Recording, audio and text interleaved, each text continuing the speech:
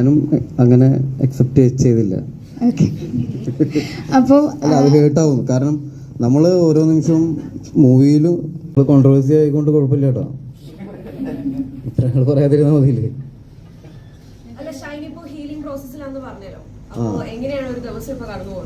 ഒരു ദിവസം രാത്രിയും പകലുമായിട്ട് ഓക്കെ. ഇത് സിനിമ മേഖലയല്ല ഇപ്പൊ. ഇവിടെ ഇവിടെ ബ്രേക്ക് അതിനായിരിക്കും. ഇതിന്റെ ഇടയിൽ ഇപ്പൊ ഒരു മാസം ഒരു തരത്തിലും ഷൂട്ട് ചെയ്യാൻ പറ്റില്ല. എന്നാലും നമ്മൾ ഇന്റർവ്യൂസ് ഒക്കെ കൊടുക്കുന്നുണ്ട്. ബ്രേക്കായിട്ട് അവരെടുക്കാൻ പറയുന്നുണ്ട്. പക്ഷേ മാക്സിമം ബ്രേക്ക് എടുക്കാതെ മുന്നോട്ട് പോകാനുള്ള പരിപാടിയിലാണ്. ഇപ്പം 21-ാം തീയതി ആയിട്ട് BKBയുടെ പടം തുടങ്ങും. അതിൻ്റെ ഇടയിൽ ഈ പടം റിലീസ്. അപ്പോൾ ഹീലിംഗ് ടൈമിന് കുറച്ചും കൂടി സമയം വേണം. അതുകൊണ്ടാണ് ഇതൊക്കെ ഇട്ടുകൊണ്ട് വന്നിരിക്കുന്നത്. ഈ എല്ല് കൂടിച്ചേരാൻ എടുക്കുന്ന സമയം കുറച്ച് കൂടുതലാണ്. മാംസം കൂട്ടിച്ചേർന്നു സർജറി ചെയ്തതിൻ്റെ. എല്ല് നട്ടും ബോൾട്ടൊക്കെ ഇട്ടിട്ട് ടൈറ്റാനിയം വെച്ചിട്ട് ഇട്ടിരിക്കുക. അപ്പോൾ സ്ലിങ്ങിൽ ഇടണമെന്നാണ് ഡോക്ടർ പറഞ്ഞിട്ടുള്ളത്. അപ്പോൾ നമ്മൾ ഇങ്ങനത്തെ ഒരു സാധനം വെച്ചിട്ട് ചെറിയ എക്സസൈസും ബോളിംഗ് ഒക്കെ ആയിട്ട് ഇങ്ങനെ നടന്നു.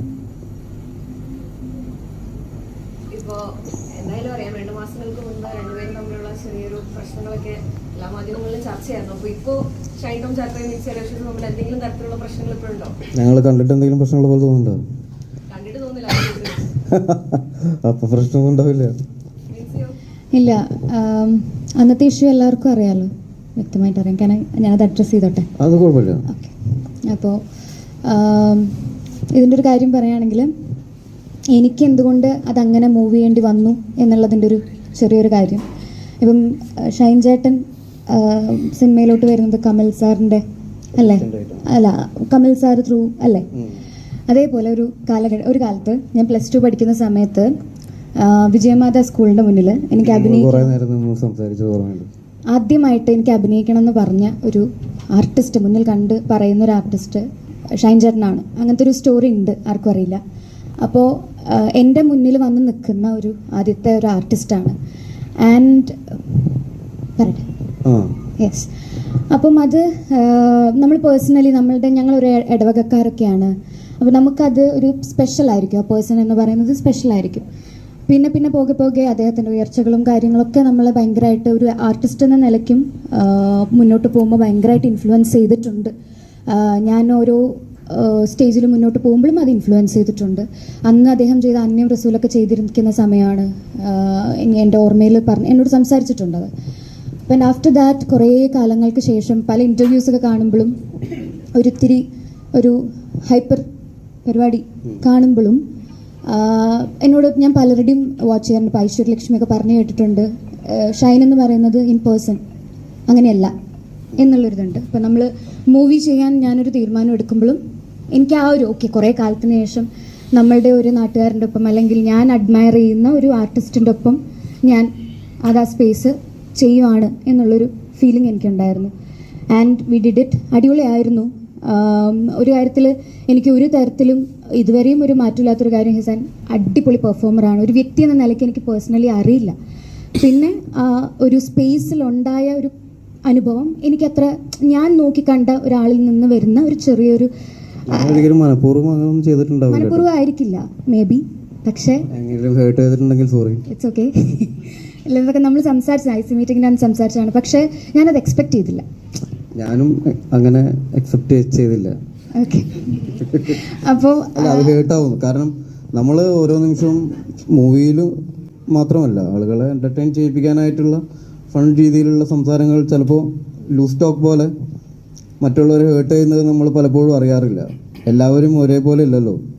ഇപ്പോൾ കാണുന്നതും അല്ലെങ്കിൽ ഒരു ആശയങ്ങളും ഒന്നും എല്ലാം വ്യത്യസ്തമാണ് എല്ലാവർക്കും.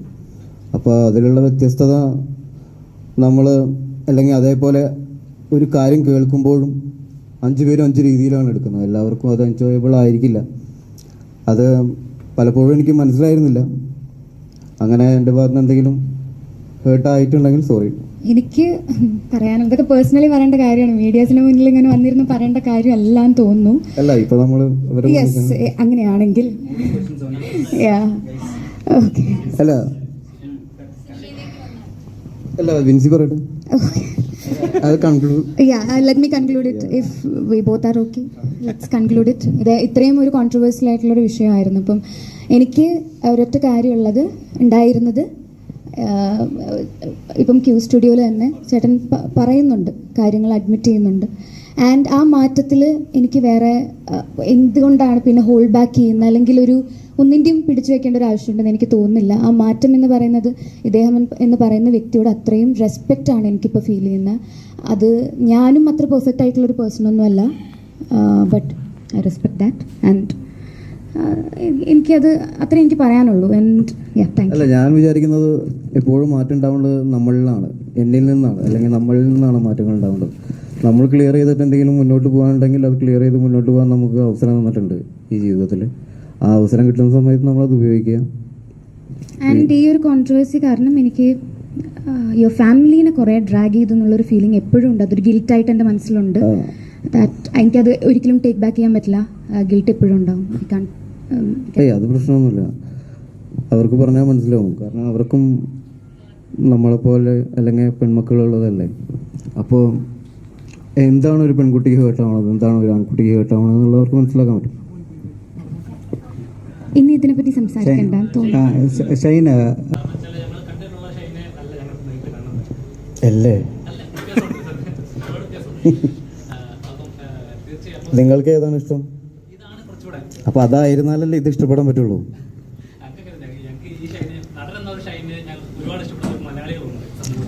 ഓക്കെ, ഇനിയുള്ള കഥാപാത്രങ്ങളെ ഷൈൻ എന്ന് പറയുമ്പോൾ തന്നെ ഒരു പാൻ ഇന്ത്യൻ ആക്ടർ എന്ന ലെവലിലേക്കാണ് ഇപ്പോൾ നിൽക്കുന്നത്.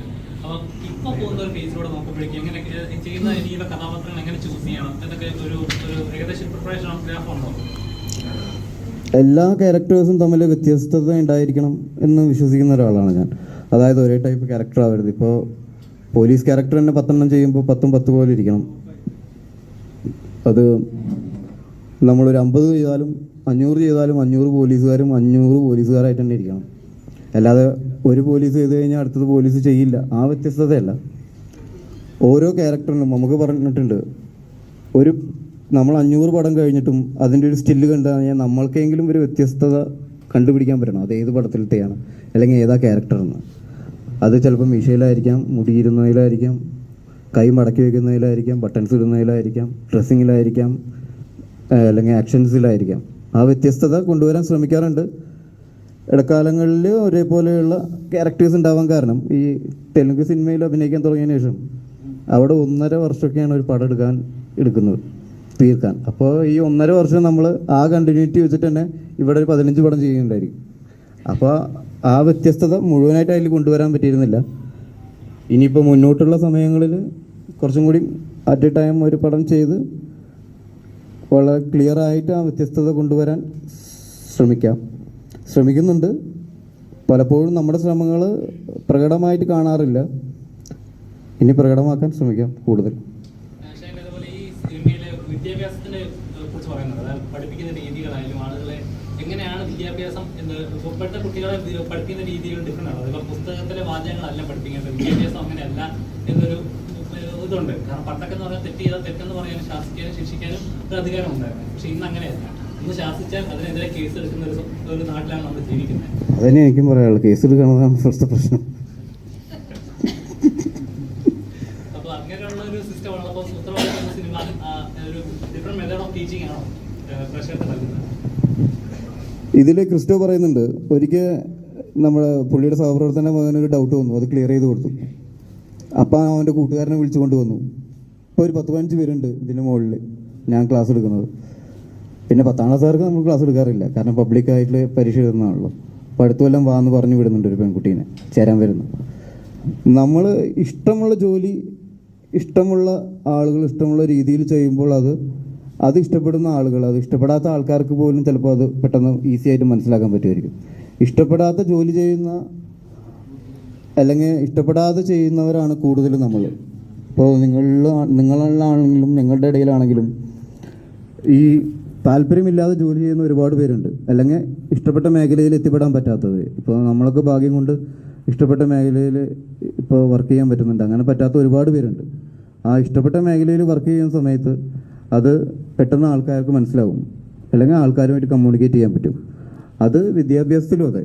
ഒരു അധ്യാപകൻ ആകേണ്ട ആളാണ് അധ്യാപകനാകേണ്ടത്. പോലീസ് ആരാണ്? One question I want to ask writer. So ഹോട്ടലിൽ എന്താണ് ഭക്ഷണം വിളമ്പും, ഭക്ഷണം കഴിക്കാൻ ആൾക്കാർ പോകും. ഹോട്ടലിൽ അല്ല, അവർ ചോദിക്കണം.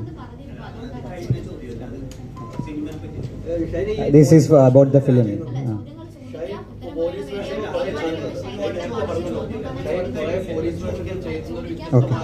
Okay. So പോലീസ് വേഷങ്ങൾ പലതാണ് ചെയ്യുന്നത്. സൂത്രവാക്യത്തിന് പോലീസ് താങ്കൾക്ക് എത്രമാത്രം ഇഷ്ടമാണ്? ഞാൻ പറഞ്ഞല്ലോ, ഇപ്പോൾ 10 പോലീസ് ക്യാരക്ടർ ചെയ്യുന്നുണ്ടെങ്കിൽ 10 വ്യത്യസ്തമാക്കാൻ ശ്രമിക്കാറുണ്ടെന്ന്. ചില പടങ്ങളിൽ അത് ഡയറക്ടർ നമ്മളെ മോൾഡ് ചെയ്തെടുക്കും, ചില പടങ്ങളിൽ നമ്മൾ സ്വയം ഉണ്ടാക്കുന്ന വ്യത്യസ്തതകളാണ്. ചിലതിൽ കഥയിൽ ഓൾറെഡി ഉണ്ടാവുന്ന വ്യത്യസ്തത ഉണ്ടായിരിക്കും, അതിൽ നിന്ന് നമ്മൾ എന്തെങ്കിലും വ്യത്യസ്തമായിട്ട് ചെയ്യാൻ ശ്രമിക്കും. പക്ഷെ ഇതിൽ ഡയറക്ടർ മോൾഡ് ചെയ്തെടുക്കുന്ന ഒരു പോലീസ് ക്യാരക്ടറാണത്. ഞാൻ ഒരിക്കലും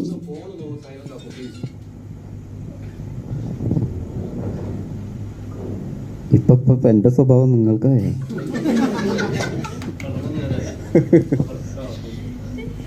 അപ്പോൾ നമ്മൾ സാധാരണ ചെയ്യുന്ന പോലീസ് ക്യാരക്ടറിൽ നിന്ന് വളരെ മിതമായിട്ട്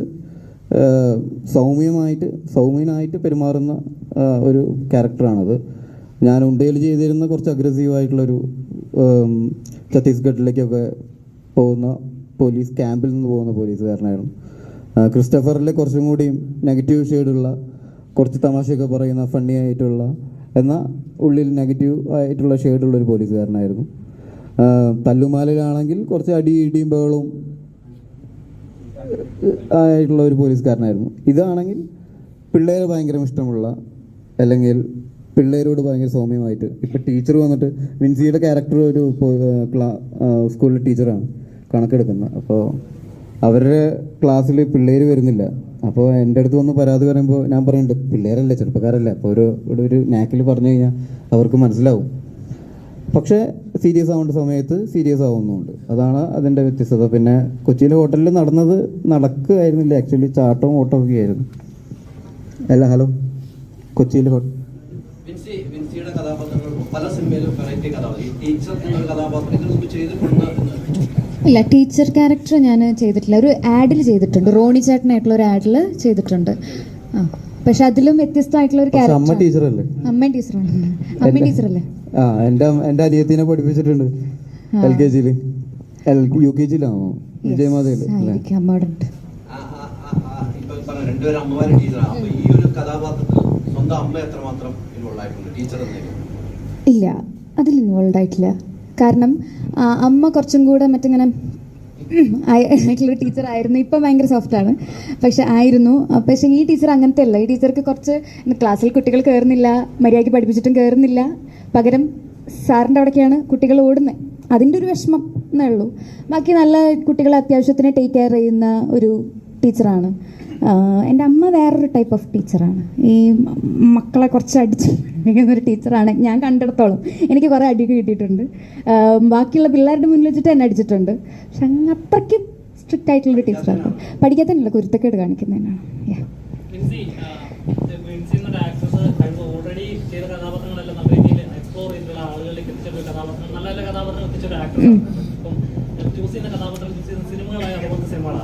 അപ്പം എപ്പോഴെങ്കിലും തോന്നിയില്ല, അതായത് സ്വന്തം അഭിപ്രായങ്ങൾ വെളിപ്പെടുത്തി പറയുമ്പോൾ എനിക്ക് കിട്ടാനുള്ള അവസരങ്ങൾ കുറയുന്നതായിട്ട് എപ്പോഴെങ്കിലും ഫീൽ ചെയ്തിട്ടുണ്ടോ?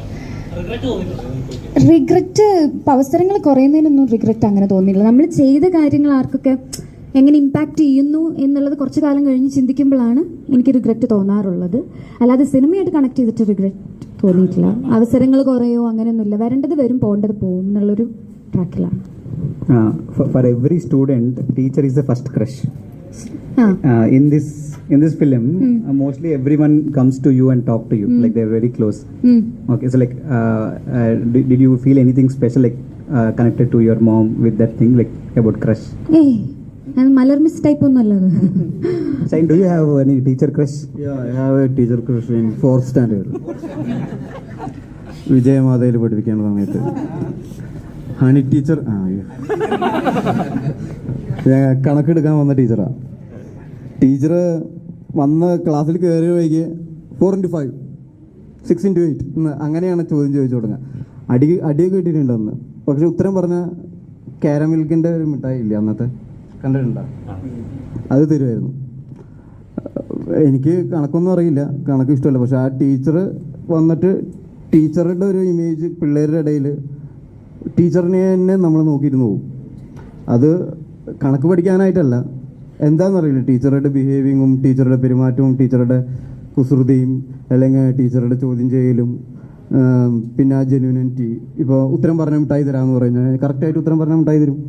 അതിൽ ആർക്കൊക്കെ മിഠായി വേണമെന്ന് ചോദിച്ചപ്പോൾ ഒരു നമ്മുടെ ക്ലാസ്സിൽ സുമിത്ത് കൊണ്ടൊരു പയ്യൻ ഉണ്ടായിരുന്നു. അവൻ ടീച്ചർ എനിക്ക് മിഠായി വേണമെന്ന്. നമ്മളങ്ങനെ കൈപൊന്നിച്ച് ചോദിക്കില്ലല്ലോ, ഉത്തരം പറഞ്ഞാലേ കിട്ടുള്ളൂ. ഇത് വെറുതെ ആർക്ക് മിഠായി വേണമെന്ന് ചോദിച്ചപ്പോൾ ഒരു പയ്യൻ മാത്രമേ ചോദിച്ചു കൈപൊക്കെയുള്ളൂ. അവൻ പറഞ്ഞു, അപ്പോൾ ടീച്ചർ ചോദിച്ചു ഏത് മിഠായി വേണ്ട 5 സ്റ്റാർ. അവന് കറക്റ്റായിട്ട് 5 സ്റ്റാർ കിട്ടി. അപ്പോൾ നമ്മൾ അന്നാണ് അതൊക്കെയായിരിക്കും ആ ടീച്ചറുടെ പ്രത്യേകത. പിന്നീട് ആ വിജയമാതയിൽ എങ്ങനെയാണെന്ന് വെച്ച് കഴിഞ്ഞാൽ 1-2 കൊല്ലമൊക്കെ മാക്സിമം ഒരു ടീച്ചർ ഉണ്ടാവുള്ളൂ അല്ലേ. പിന്നെ ആ ടീച്ചർ കണ്ട് മാറിപ്പോകും. പഠിച്ചത് അപ്പോൾ അങ്ങനെ ഒരു ക്രഷ് ഉണ്ടായി. ക്രഷ് എന്ന് പറഞ്ഞു കഴിഞ്ഞാൽ ഒരു പ്രത്യേകത അല്ലാതെ അല്ല. ഇതിൽ നമ്മളല്ലാതെ വേറെ ക്യാരക്ടേഴ്സ് ചെയ്തവരുണ്ട്. ഇപ്പം അനഘ, ഇവരൊക്കെ. നിങ്ങൾക്ക് ഇവിടെ നിൽക്കുകയാണോ വന്മതിൽ പോലെ?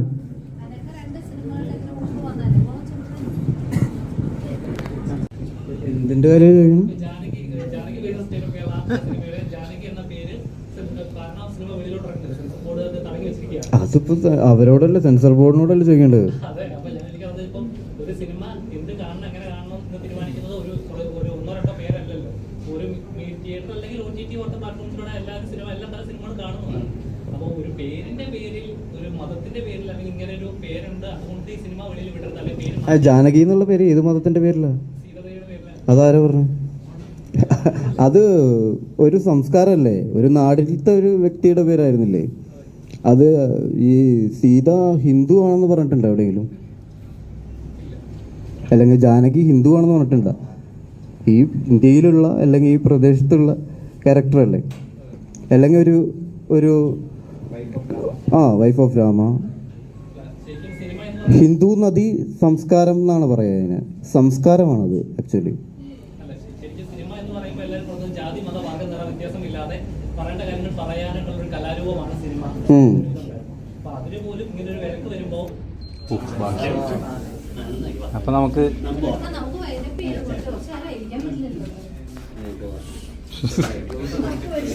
നല്ല കാര്യം. അവന്റെ ചോദ്യം സീതയ്ക്ക് ഇഷ്ടപ്പെട്ടില്ല. നിവിനെ സീതാദേവിക്ക് ഇഷ്ടപ്പെട്ടില്ല. പ്രശ്നങ്ങളൊന്നും തീരുന്നില്ല. നിങ്ങൾ വെറുതെ ഒരു കോൺട്രവേഴ്സി ഉണ്ടാക്കാനായിട്ട് ചോദിക്കേണ്ടതാണ്. അല്ലെങ്കിൽ എനിക്കിതിൽ വല്ല അധികാരം ഉണ്ടെങ്കിൽ ഞാൻ എന്തെങ്കിലും ഉത്തരം പറഞ്ഞിട്ട് കാര്യമുണ്ടെന്ന് വിചാരിക്കാം. ശരിക്കും പറഞ്ഞാൽ ഈ നൂറ്റാണ്ടിലാണെങ്കിൽ പോലും മാറ്റപ്പെടാത്ത കാര്യങ്ങൾ മാറ്റേണ്ട സമയവും മാറ്റപ്പെടാൻ അതല്ല ഞാൻ പറഞ്ഞു, എനിക്ക് മാറ്റാൻ പറ്റുന്നത് എന്നെ മാത്രമാണ്, മറ്റുള്ളവരെ എനിക്ക് മാറ്റാൻ പറ്റില്ല. അപ്പം നമ്മൾക്ക് നമ്മളെ മാറ്റി മുന്നോട്ട് പോകുക എന്നുള്ളതാണ്. കാര്യങ്ങൾ നമ്മൾക്ക് എല്ലാവർക്കും പറഞ്ഞാലും പറയാതെയും മനസ്സിലാവേണ്ട ആൾക്കാരാണ് അല്ലേ. നിങ്ങൾ തന്നെ ആദ്യം പറഞ്ഞു എന്നെ ഇങ്ങനെ കാണാനാണ് താല്പര്യം എന്ന്. അപ്പോൾ ആളുകൾ അങ്ങോട്ടും ഇങ്ങോട്ടും തർക്കത്തിലാവുന്നതും അതിൻ്റെ പേരിൽ തല്ലാവുന്നതൊക്കെ ഉണ്ടാക്കാതിരിക്കുകയല്ലേ വേണ്ടത് ആക്ച്വലി. അതായത് കോൺട്രവേഴ്സികൾ ഉണ്ടാക്കി ആളുകളെ തമ്മിലടിപ്പിക്കാതിരിക്കുക എന്നുള്ളതും കൂടി ചെയ്യണം. നമ്മൾ ഒരു കാര്യം സംസാരിക്കേണ്ടതാണെങ്കിൽ സംസാരിക്കാതിരിക്കാൻ ശ്രമിക്കുക. ചില കാര്യങ്ങൾ അടക്കി സംസാരിക്കേണ്ടതുണ്ട്. അല്ലെങ്കിൽ അത് ചിലപ്പോൾ വരും തലമുറയ്ക്ക് പോലും കൺഫ്യൂഷൻസ് ഉണ്ടാകും ഇങ്ങനത്തെ സംസാരങ്ങൾ.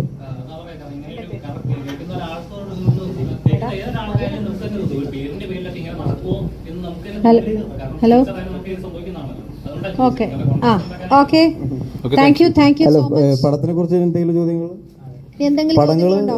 പടം നല്ല രീതിയിൽ വന്നിട്ടുണ്ട്. സ്ലോ പേസിൽ പോയി ആളുകളെ രസിപ്പിക്കുന്ന രീതിയിൽ അവസാനിക്കുന്ന ഒരു ചിത്രമാണ്. അപ്പോൾ ജൂലൈ 11-ാം തീയതി. ഈ ചിത്രം മലയാളത്തിൽ മാത്രമാണോ അല്ലെങ്കിൽ തെലുങ്കിലും ഉണ്ടല്ലോ? തെലുങ്കിലും ഉണ്ട്, കന്നഡയിലുണ്ട്, മലയാളം തെലുങ്ക് മാത്രം.